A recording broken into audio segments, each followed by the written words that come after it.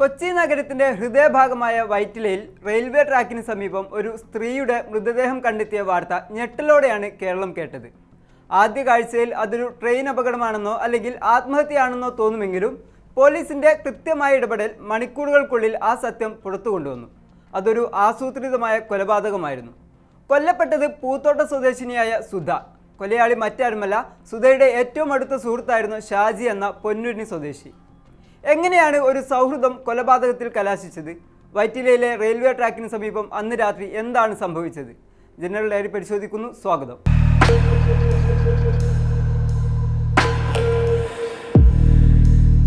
ഹൈക്കോടതി ജീവനക്കാരനായിരുന്നു ഷാജി. അവിടെ വെച്ചാണ് സുധയുടെ അമ്മയുമായി ഷാജി പരിചയപ്പെടുന്നത്. ആ പരിചയം പിന്നീട് മകളായ സുധയിലേക്കും വളർന്നു. ഇരുവരും വളരെ പെട്ടെന്ന് തന്നെ അടുത്ത സുഹൃത്തുക്കളായി. വിവാഹമോചിതയായ സുധയും ഷാജിയും തമ്മിൽ പിന്നീട് ഗാഢമായ ഒരു ബന്ധം ഉടലെടുത്തു. പൂത്തോട്ടയിലായിരുന്നു സുധ താമസിച്ചിരുന്നത്. ഇടയ്ക്കൊക്കെ മാനസികമായ അസ്വസ്ഥതകൾ പ്രകടിപ്പിക്കാനുള്ള സുധയെ ഷാജി പലപ്പോഴും പിന്തുണച്ചിരുന്നു എന്നാണ് പറയപ്പെടുന്നത്. എന്നാൽ ഈ അടുപ്പം പതുക്കെ ഒരു ഭീഷണിയായി ഷാജിക്ക് മുന്നിലെത്തി. തൻ്റെ കുടുംബജീവിതം തകരുമോ എന്ന പേടി ഷാജിയെ വേട്ടയാടാൻ തുടങ്ങി. സുധയുമായുള്ള ബന്ധം തൻ്റെ കുടുംബത്തിൽ അറിയുമെന്ന ഭയമാണ് ഒടുവിൽ ഒരു ക്രിമിനൽ ബുദ്ധിയിലേക്ക് അയാളെ എത്തിച്ചത്. എന്നാൽ ഷാജിയിൽ നിന്നും അകലാൻ സുധ തയ്യാറായിരുന്നില്ല. തങ്ങളുടെ ബന്ധത്തെക്കുറിച്ച് ഷാജിയുടെ കുടുംബത്തെ അറിയിക്കുമെന്നും ഷാജിയുടെ സമാധാനം നശിപ്പിക്കുമെന്നും സുധ ആവർത്തിച്ച് പറഞ്ഞുകൊണ്ടിരുന്നു. സുധയുടെ ഈ നിലപാടാണ് ഷാജിയെ പ്രകോപിപ്പിച്ചത്. തൻ്റെ കുടുംബ ഭദ്രത നഷ്ടപ്പെടുമെന്ന് ഉറപ്പായപ്പോൾ സുധയെ ഇല്ലാതാക്കുക എന്നതല്ലാതെ മറ്റൊരു വഴിയും ഷാജി കണ്ടില്ല. പ്രശ്നങ്ങൾ സംസാരിച്ച് തീർക്കാമെന്ന് പറഞ്ഞ് വിശ്വസിപ്പിച്ചാണ് കൃത്യം നടന്ന ദിവസം ഷാജി സുധയെ വീട്ടിൽ നിന്നും വിളിച്ചിറക്കിയത്. ഇരുവരും ചേർന്ന് ഹോട്ടലിൽ പോയി ഭക്ഷണം കഴിച്ചു. അതിനുശേഷം വൈറ്റില ട്രാക്കിന് സമീപത്തേക്ക് സംസാരിക്കാനായി പോയി.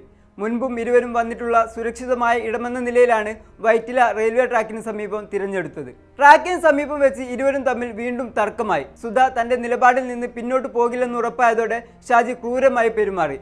സുധയുടെ മുഖത്ത് ആഞ്ഞടിച്ച ഷാജി നിലവിളി പുറത്തു വരാതിരിക്കാൻ വായ പൊത്തിപ്പിടിച്ചു. ശ്വാസം മുട്ടിച്ചും മർദ്ദിച്ചും മരണം ഉറപ്പാക്കിയ ശേഷം മൃതദേഹം റെയിൽവേ ട്രാക്കിൽ ഉപേക്ഷിച്ചു. ഒരു ട്രെയിൻ കയറി ശരീരം വികൃതമായാൽ അതൊരു അപകടമാണെന്ന് കരുതി പോലീസ് കേസ് അവസാനിപ്പിക്കുമെന്നായിരുന്നു ഷാജിയുടെ കണക്കുകൂട്ടൽ. എന്നാൽ അവിടെയാണ് അയാൾക്ക് എല്ലാം പിഴച്ചത്. അമൃത എക്സ്പ്രസിന്റെ ലോക്കോ പൈലറ്റാണ് ട്രാക്കിൽ മൃതദേഹം കിടക്കുന്നത് ആദ്യം കണ്ടത്. റെയിൽവേ അധികൃതർ ഉടൻ തന്നെ പോലീസിനെ വിവരമറിയിച്ചു. സ്ഥലത്തെത്തിയ പോലീസിന് തുടക്കത്തിൽ തന്നെ ചില സംശയങ്ങൾ തോന്നിയിരുന്നു.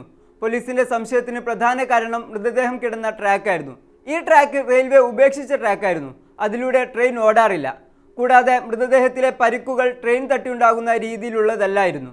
തുടർന്ന് നടത്തിയ ശാസ്ത്രീയ പരിശോധനയിലാണ് അതൊരു കൊലപാതകമാണെന്ന് സ്ഥിരീകരിച്ചത്. വൈറ്റില പരിസരത്തെ CCTV ദൃശ്യങ്ങൾ പരിശോധിച്ച പോലീസിന് ഒരു കാർ സംഭവ സമയത്ത് അവിടെ വന്നതായി മനസ്സിലാക്കാൻ സാധിച്ചു. സൈബർ സെല്ലിന്റെ സഹായത്തോടെ നടത്തിയ നിരീക്ഷണങ്ങൾ ഷാജിയിലേക്കുള്ള ദൂരം കുറച്ചു. മണിക്കൂറുകൾക്കുള്ളിൽ തന്നെ ഷാജിയെ പോലീസ് പൊക്കി. ചോദ്യം ചെയ്യലിൽ ആദ്യം ഒഴിഞ്ഞു മാറിയെങ്കിലും ശാസ്ത്രീയ തെളിവുകൾക്ക് മുന്നിൽ അയാൾക്ക് കുറ്റം സമ്മതിക്കേണ്ടി വന്നു. തെളിവെടുപ്പിനിടെ ഷാജിയുടെ രക്തം പുരണ്ട ഷർട്ടും പോലീസ് കണ്ടെടുത്തു. നിലവിൽ ഷാജി പോലീസിന്റെ കസ്റ്റഡിയിലാണ്.